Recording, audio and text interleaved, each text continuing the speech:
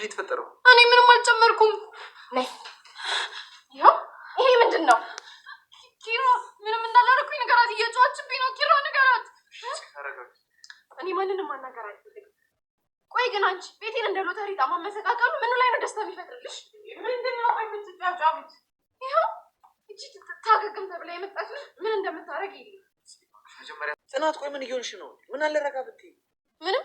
ምንም እየሆንኩ አይደለም። በቃ ይኸው እንኳን ደስ ያላችሁ። እያበድኩ ጽናት ቆይ ኪራ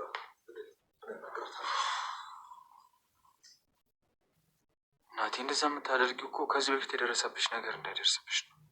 ነው ግን ቢሆንም ውስጥ የሆነ አውሬ እንደተነሳ ይሰማኛል። እንደዛ አትበይ። አንቺ መቼም እንደዚህ አይነት ሰው አትሆንም። ግን እኮ ክፉ ነኝ።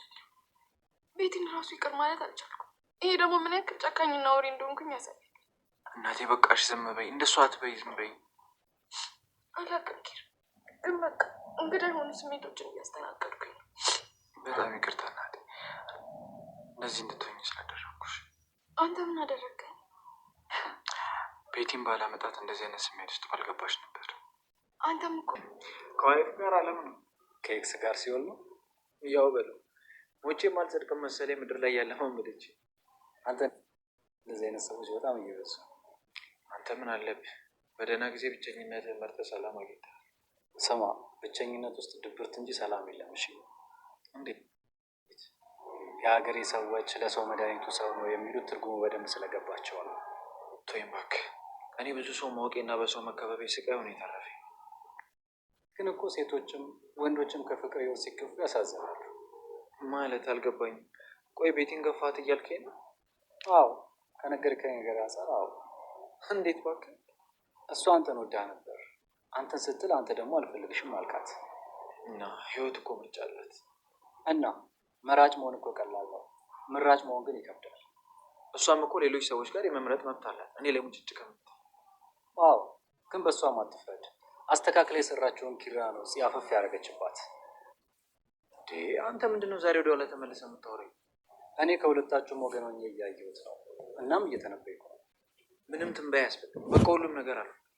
እሱማ አዎ፣ ግን ካለፈ ታሪክ ማትማር ከሆነ ለስተት ቅር ነው። እባክህ ተወው፣ ሌላ ሀሳብ አትጨምርብኝ። እና ግን ደህና ናት? በል ነው ደህና ናት ልበል እንጂ ምን እልሃለሁ። ምንም ደህና ናት ብትለኝም እንዳልሆነች ግን ይገባኛል። እስኪ እባክህ። እንዴ አባቱ እኔ ላይ ማፍጠጥታ ምግቡ ላይ አፍጥጥ። ይሄ እኮ ነው ምግቡ። ገርሞኝ እኮ ነው። ምኑ ነው የሚገርመህ? አይ ያንቺ አፈጣጠር። አሁን እሱ የምናወራበት ጊዜ ነው።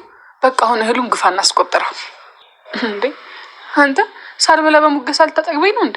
እና እኔ ብቻዬን እንደበላ ነው። ድሮም አውቄብሃለሁ። አይገርምም? ግን አንድም ቀን እኮ በአንቺ ፍቅር ወድቃለሁ ብዬ አስቤም አልሜም አላውቅም ነበር። እና እኔ እኮ ነኝ ልጅቷ። ጠበን እያደረግሽ ነው። ኒናን እየጠበቅኳት። እሷ እንዴት እዚህ ብቻሽን ትተውሽ ሄደች?